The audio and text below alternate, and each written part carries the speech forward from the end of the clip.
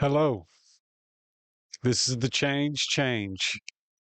And tonight we're going to talk more about that awesome dude in New York named Eric Adams and his migrant policy. I guess that's what he's calling it, migrant policy.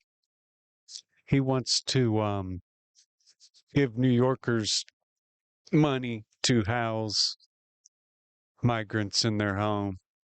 Hey, don't worry about it. We can go to Florida for the weekend. The three immigrants can watch the place. I would do it, but I guess if somebody's thirsty enough for a couple bones that New York took out of their state taxes anyway, why not? Why not? Why not? Just goes to show more of the same bad policies. He's almost got like a perfect record of bad policies. You cannot be this perfectly bad without people eventually start to think like, seems intentional, bro. Hey, bro, seems like you're intentionally destroying our city. I would say like destroying is like a super hyperbolic word, but is it really? Like when you make bad decision after bad decision after bad decision, you move past the point of ignorant. You can no longer be ignorant if you're like perfect with everything you do being the wrong thing. Eventually, somebody has to say, like, is this dude intentionally trying to destroy the city? Because he's perfect. Dude is perfect. Everything he does is bad for the city, for New Yorkers. New York is is Ellis Island and New York. He, he, people from other countries think of New York as the American dream. Times Square, man. It's an American, an American monument, a monument to America. I don't know. I'm lost in the words of what I'm trying to say. It, it represents America. Everything that represents America is under attack. They're pretty sly about it. The Marxist, socialists, communists, they're slick about it. That why are you attacking me? Why I didn't say anything to you. See how aggressive you are? It they gaslight you. And then if you say something, then why are you so aggressive towards me? They're slick, man. They play this word jujitsu where they make you the bad guy. You can do nothing, absolutely nothing. But by doing nothing, it's violence. Doing nothing is racism. Do what? No, it's not. It's not. Doing nothing is not violence. I can assure you that. Violence is violence. Being a racist is being a racist. Hate is hate. The sky is the sky. The ground is the ground. The ocean is the ocean. We can play this game all day. Logic is logic. Seems to be a short supply of logic up there. I hope I hope if you're a good person, because I know there's good people in New York. New Yorkers built this country, just like Ohioans did, just like Tennesseans did, just like Californians did. Americans built this country. Immigrants built this country. New York blood bled for this country. There's good people in New York. But I feel like they're outnumbered right now. The migrants aren't helping it. Has anybody ever heard of the Great Replacement? This big thing they act like Tucker Carlson invented it because he did an article on it or a whatever, a commentary on it. I think the theory is that they're trying to bring in all kinds of migrants so they can just replace all of the people who don't vote the way they want them to. They. There I go with that word they. They do exist. They are out there. I can assure you that. The more you open your eyes, the more clear you'll see. I promise. Don't get discouraged, though, because once you start seeing super clear, it can become pessimistic. It can be painful. You could lose friends, but you can make friends. You can make the most loyal of friends. If somebody's going to dump you aside because you open your eyes, they were never truly a friend in the first place. And they wouldn't have your back ever for anything. They would always choose the other side, no matter what that side is. They will always choose the other side. All right, let's dig into this old Eric Adams article. He's just not a good dude. Adams floats idea of New Yorkers housing migrants in private residences. Oh, Eric Adams, you're so silly. Any spare rooms at Gracie Mansion? I don't know what Gracie Mansion is. I guess New Yorkers know what that is. I don't, though. Mayor Eric Adams now wants to start paying everyday New Yorkers to shelter migrants in their own homes as the Big Apple struggles to find beds for the thousands of asylum seekers still flooding into the city. Asylum seekers. They call anybody who comes across the border an asylum seeker. Do you think that's everybody who's coming across the border? I can assure you it's not. But that's a whole different argument because it's not. In his latest attempt to battle the ongoing migrant crisis, Adams on Monday floated a half-baked private residence plan, which could possibly see local homeowners getting compensation to put up asylum seekers. There they go with that word again, asylum seekers. Why don't they just say criminal immigrants? 'Cause that's what they are. Criminal immigrants. They're criminally crossing the border for money. That's why they're doing it, because they want to get some money. I get it, but don't say they're asylum seekers. That's fake news. But whatever, I'm just piggybacking off their article anyway. His Honor put forward the proposal as he revealed religious leaders had agreed to start housing adult male migrants overnight at 50 places of worship scattered across the 5 boroughs next month. Yep, 50 places of worship. They want to get rid of those in New York too. I promise they do. Why else would they be doing that? It's a planned attack. That's what it is. Quote, there are residents who are suffering right now because of economic challenges. They have spare rooms. They have locales, the mayor said, arguing his private residence proposal could put money back in the pockets of taxpayers after they took it out of your check anyway. So nice of him to give back the money he took.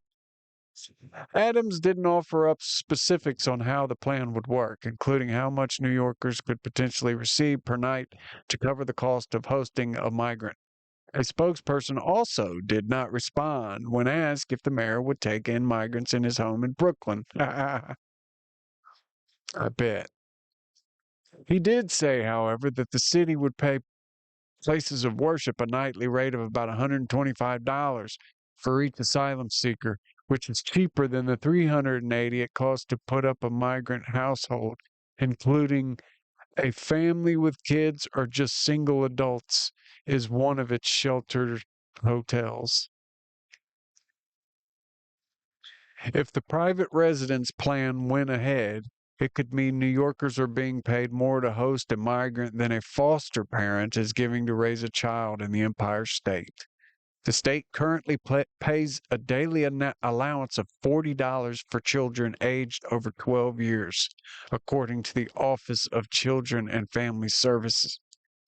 Quote, it's cheaper and it's a good investment for us to go to a family and assist them instead of placing people in large congregate settings or in these emergency hotels. Adams insisted of his private home plan. Quote, and then if you are a family member where you are bilingual, you're going to be able to help the bilingual person that's coming here. Ooh, end quote. That's so helpful, he added. We should be recycling our own dollars. We should take this crisis and go to opportunities. This is his quote. We should be recycling our own dollars. Okay, that's a sentence. Then it says, we should take this crisis and go to opportunities. We should take this crisis and go to opportunities. Makes no sense, but whatever. That is how we can deal with this. End quote. Adams acknowledged that City Hall would need to get over a 30-day rule for his plan to work. Asked for clarity on the rule, a City Hall spokesperson later cited New York law that requires a guest to be living in a residence for 30 days before they can legally become a tenant. You see that? I question that. And then it makes me think of what are New York's voting laws? See that? 30 days before you can legally become a tenant. What does that mean? Does that mean you can get a license and vote? Or do you even need an ID to vote in New York? I guess I should have looked that up. I feel like you don't even need an ID to vote in New York. Seems weird, but I feel like that's probably the case because it's so blue. I feel like that's the case. The problem with this is how many New Yorkers you think support an idea like this? I mean, seriously, how many do you think support it? You can be the most liberal city on planet Earth and would never support anything like this. Never. Having a stranger live in your home? Come on, dude. Nobody wants that. Nobody wants that. Adams wants to do it, though. He'll pack in the churches. He'll pack the churches. And then guess what? Sunday will happen. No church. No church on Sunday. The whole place is packed full of asylum seekers. They kept calling it asylum seekers, asylum seekers, asylum seekers, asylum seekers, asylum seekers, asylum seekers, asylum seekers. You hear how they drill you with words? It's a narrative. They're pushing a narrative. Asylum seekers. They're asylum seekers. Are they? Like I saw footage of the border. Dudes were just 20-year-old dudes. I come for money. That's what they would say. That's the footage I saw. I come to get money. The footage I saw, dude was asking, where are you from? China. Where are you from? Nicaragua. Where are you from? Brazil. He would ask them, they spoke a little, enough English to say, I came for money. I came for money. I came for money. Money. Like, they came to get money. They're not asylum seekers. They're not they're not barefooted running from the war-torn area. There are asylum seekers. Don't get me wrong, I'm not saying there aren't. What I'm saying is people are coming here with motives and they're being told to come here. They're being told to come here. If they're taken care of until they get here, and then they're taken care of when they get here. And they know they can do that.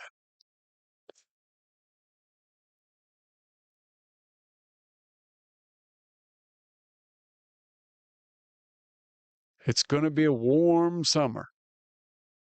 The Farmer's Almanac says so. And if there's any news I believe, if there's any books I believe, it's the Farmer's Almanac. They're pretty dead on that stuff. It's going to be a warm summer. If you're familiar with history at all, remember like the Summer of Sam when the blackouts happened in New York? Imagine having a couple 100,000 asylum seekers in your city and a rolling blackout happened. It was 104 outside for about a week. How fun do you think the city will be in something like that? It won't be fun. If you can get on the outskirts of the city, I'd advise it. If you can get out of the city completely, it'd be even better. At least on the outskirts. It's good to know your neighbors. Gotta have community. Gotta have community. Take care of the kids. Help the kids. Help the kids. I always try to teach any kid I'm around, and I'm around a bunch of them. I got a bunch of nieces and nephews. I always try to teach them something, even if they're looking at me with one eyeball because they've got to stare at their phone or whatever it is. I always try to give them any information I can to make them smarter, to enlighten them a little bit. Do me a favor and enlighten somebody today. Enlighten somebody tomorrow.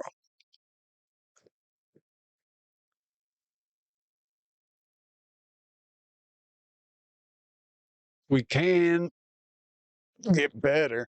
We just have to, mm, like, we have to have better people run for office because it feels like we don't have good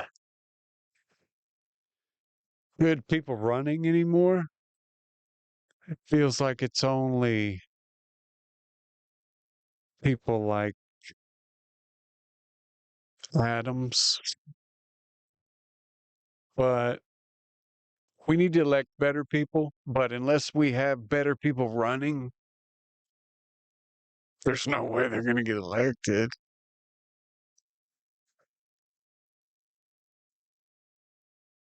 But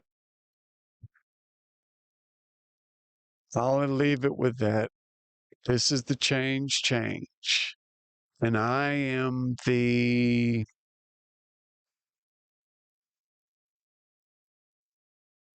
silent screamer. Thank you.